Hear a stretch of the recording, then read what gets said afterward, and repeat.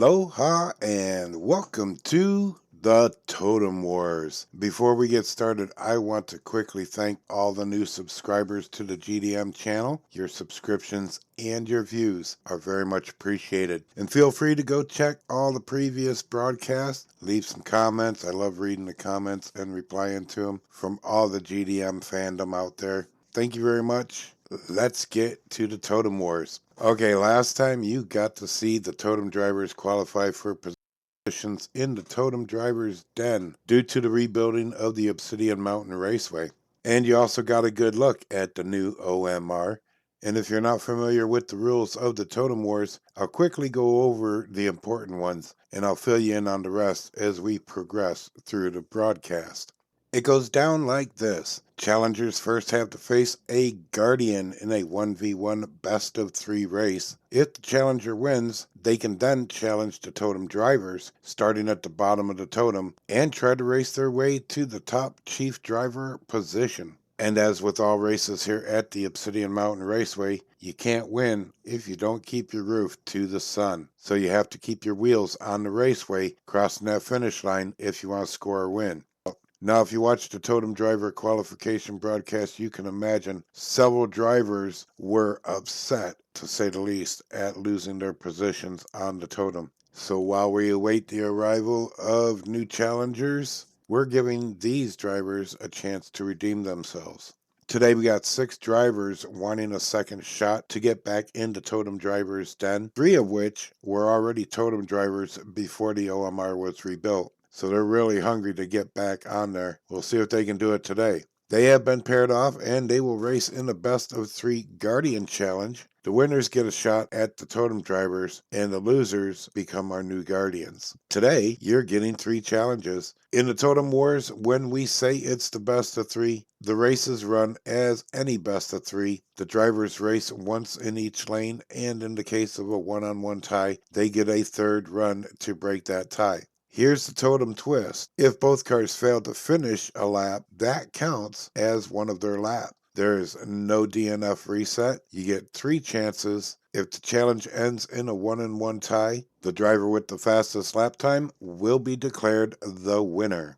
Well, it's time for these drivers to face the music and face the most unforgiving mountain raceway. So grab your Tommy's Tacos and Kelp Burger munchies and your jerry can drinks, and let's get up to the starting grid. First up will be Angelo Toma, a GDM racing team driver, and he'll be going up against DeJin, driving for Spectre Racing. Angelo's in Sunspot, a 94 Bugatti EB110 SS weighing 38.3 grams. And DeJin is driving Harbinger, a C6 Corvette weighing 34.7 grams. Here they go for the first run down the divided straight around Crater Corner. DeJin takes the lead down the pipeline through Calamity Corners, spins out, oh! Oh my God, and Angelo just plowed right through her. Oh man, she can't be too happy about the spin out, but Angelo really didn't have no place to go. Alright, so we're going to switch lanes now. Angelo's on the inside, DeJin is on the outside. See if she can make it down this time on the outside. Had a little bit of a lead. As they go down the pipeline, though, it's all Angelo into the Calamity Corners and out safely across the spine. Down through the cavern turn, and oh my God, DeJin just wrecked up there on Leaky Road, coming out of the Temple turn.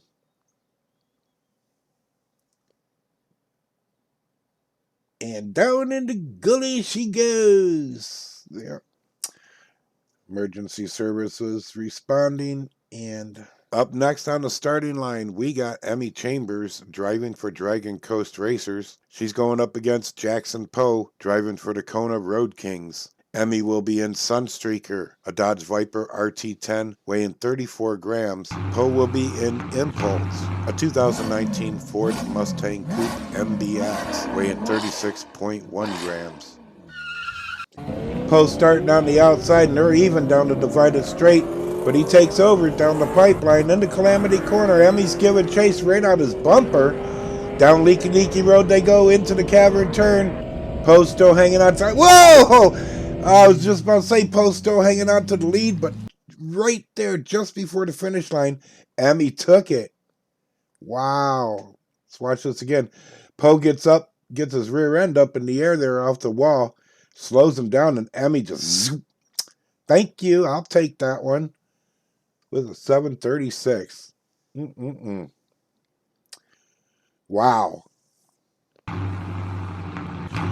All right, now they're going to switch lanes. Emmy's on the inside. Poe's on the outside. He's going to have to do it from the outside this time. But Emmy has a lead going down the pipeline through Calamity Corner and out the other side, and Poe just wrecked. Emmy spun out. She stalled during the Temple turn. And there's Poe. Well, went in too low through that second turn to 180 of Calamity Corner. All right, let's see if they can get down the mountain this time.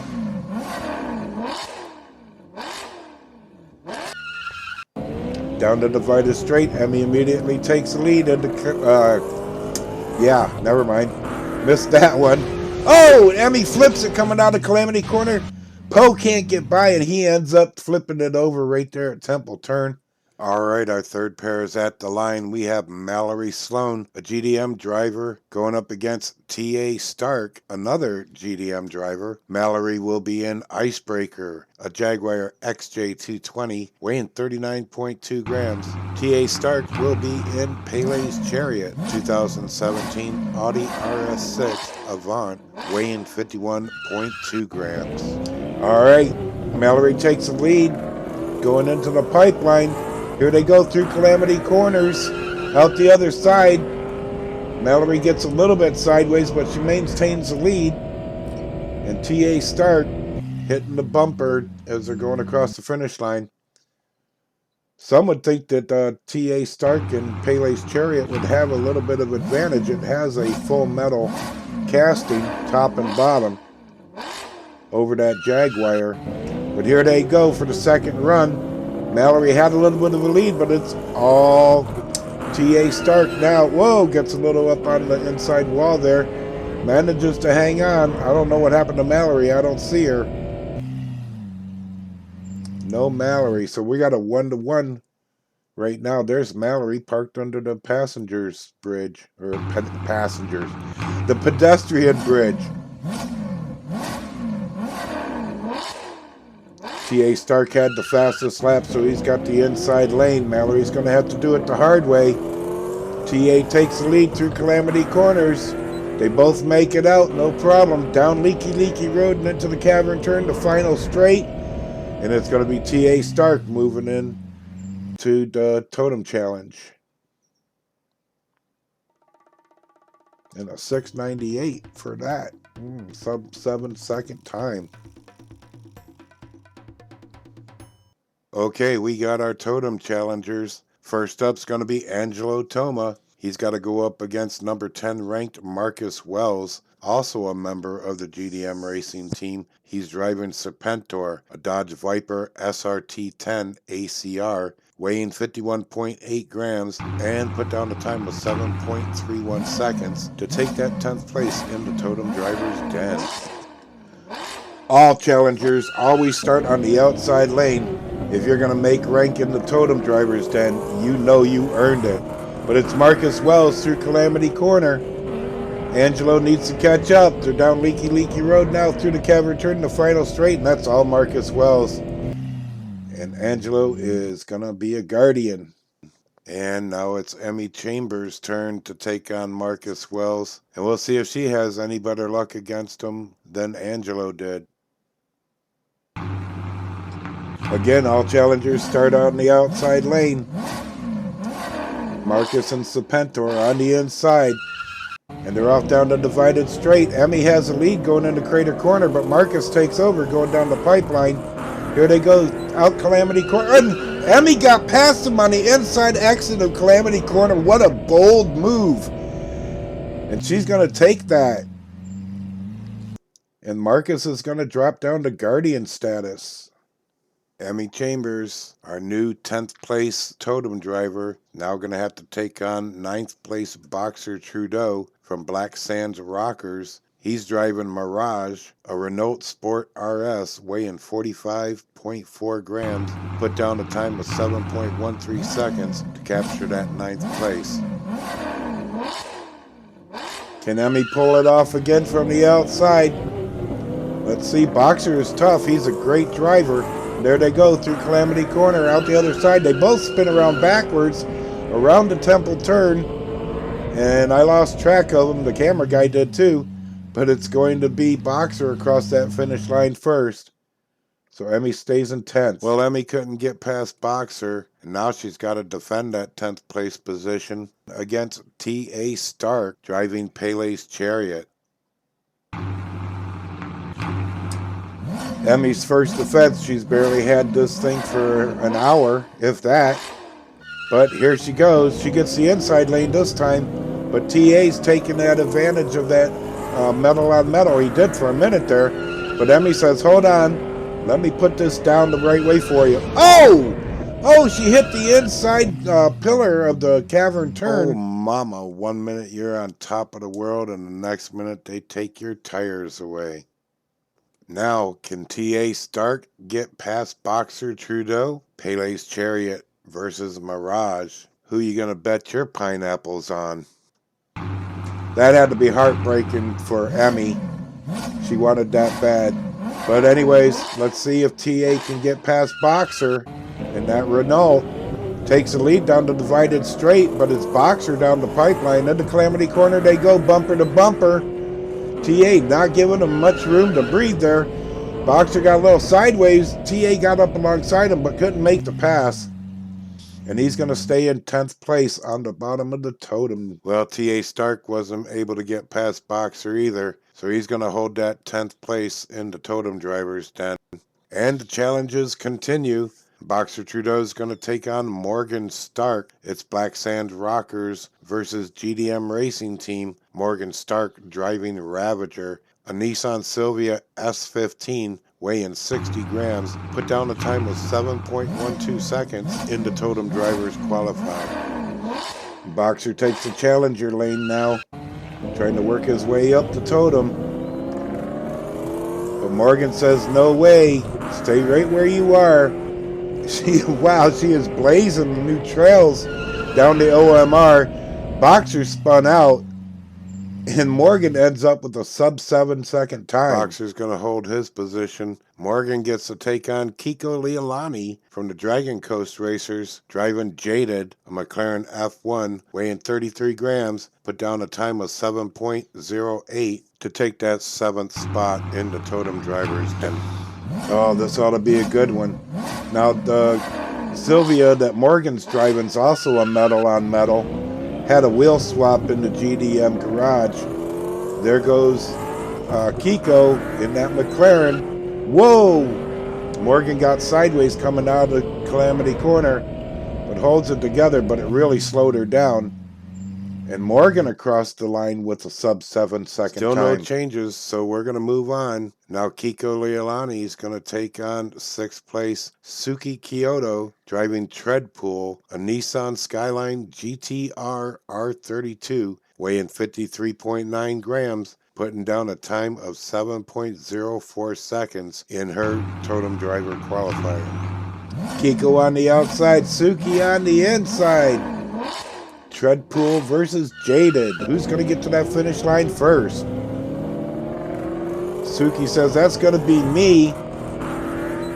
No one treads on Treadpool. Wow, look at her go around the temple turn, hitting all the fine lines right there. And a 685. Nice.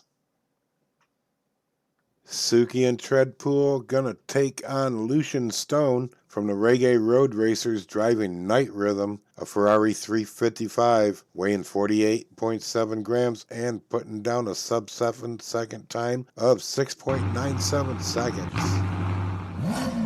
Lucian's driving a metal on metal casting, and it is known to be fast. And there he goes down the pipeline. Oh, gets spun out. through Calamity Corner. That was dangerous. That could have ended it all right there. But he manages to hang on to the lead and get across that finish line. We got Lucian Stone now going to take on 4th place Devlin Hawks, a GDM Racing Team driver, driving Wheeljack, a Solaire CX4, weighing 40.8 grams with a sub-7 second time of 6.89 seconds. Oh, excuse me there, I had to get some of that jerry can beverage. Some Pomimo as they go down into Pipeline. Ooh, a little sun flash there on the camera lens. And, oh my goodness, Devlin just got crazy right there. Spins out, slows down, stalled. Oh my God, he stalled out right underneath the pedestrian bridge. He had a mad good lead. Lucian had spun out, almost lost it right there coming out of Calamity Corner, but obviously he hung on. Right there is where Devlin lost it. Stalls out that Solaire, and Lucian says, "Thank you. Yes, I'll take that pass, and I'll move up to Devlin Totem." And Wheeljack are going to fall down to 5th place. Lucian Stone's going to try his luck against Simon Blaine, driving Shuriken, a GDM custom modified Subaru WRX STI, weighing 55.6 grams, and put down a sub-7 second time of 6.86 seconds. Lucian on the outside, Simon on the inside. Here we go down the divided straight around Crater Corner. And it's all Simon into Calamity Corner right there. Got at least a 5-car lead. Whoa, Lucian gets a little crazy coming out of Calamity Corner there. Almost lost it. Simon across the line first and a 6.91. Well, that didn't go as well as Lucian Stone hoped it would. But now Simon Blaine gets his shot at 2nd place Priestess, a Spectre Racing Team driver and owner. She's driving the Wraith, a Porsche 935 weighing 63.3 grams, and put down a sub-7 second time of 6.74 seconds. This is going to be a tough one for Simon. Priestess doesn't like to lose to nobody, and she will fight for every inch. There she goes down the Pipeline. She used to have the fastest track time on the old O.M.R, and she got displaced, but now she's wanting it back. Drive it across backwards. That's bold. That's taunting. Simon Blaine and Shuriken could not cut their way through Priestess, and now Priestess gets a shot at taking back that #1 chief driver position that she once held on the previous iteration of the Obsidian Mountain Raceway, but she's going to have to go up against Jai Ito and Bronze Tiger, his Ferrari 308, weighing 54.8 grams, and put down the 2nd fastest track time on the new O.M.R. of a sub-7 second, 6.66 seconds. Jai in that Ferrari full metal casting, taking on a modified Porsche. Who's going to get to that finish line? Jai's in the lead going through Calamity Corner. They both get a little squirrely, but they hold on together. Jai's slipping around a little bit on them corners, looks a little bit loose. Oh, oh, and he blew it right there. He spun out, and Priestess said, "Excuse me, coming through," and takes that win away in 1st place. She wanted that bad. Nothing was stopping her. Well, I don't know about you, but I think there was some great racing going on at the O.M.R. today, and there were some tense and exciting moments as well. Whew. Well, I hope you enjoyed the racing. There was some movement on the Totem today, so let's get a look at our new Totem driver rankings and what you could possibly be facing if you show up at the O.M.R. for a Totem Drivers Challenge. Our Priestess reclaimed her previous O.M.R. Totem position at the top, knocking Jai Ito and the Bronze Tiger down to 2nd place. Simon Blaine defended his 3rd place position, but didn't get any further. Lucian Stone takes over 4th, dropping Devlin Hawks down to the 5th place position, while Suki Kyoto, Kiko Leilani, Morgan Stark, and Boxer Trudeau all defended their positions on the Totem, and they're going to hold those until the next challenge. And we have a new number 10 as T.A. Stark, driving Pele's Chariot, took out Emmy Chambers, who only really held 10th place less than a day. To coin a phrase, some are happy, some are sad. You take the good days with the bad. I'm sorry this broadcast ran a little bit longer than I intended, but we did have an extra challenger today. Future broadcasts should be shorter. Who will be the next to challenge the Totem Driver's Den? I have a good idea as those cars are here, but you'll have to tune into the next broadcast and find out for yourself. I want to thank you all for tuning in. Your views and comments are very much appreciated. So comment, like, share, you know the drill. Until the next race, have a great rest of your day or night, and always keep your roof to the sun. Mahalo.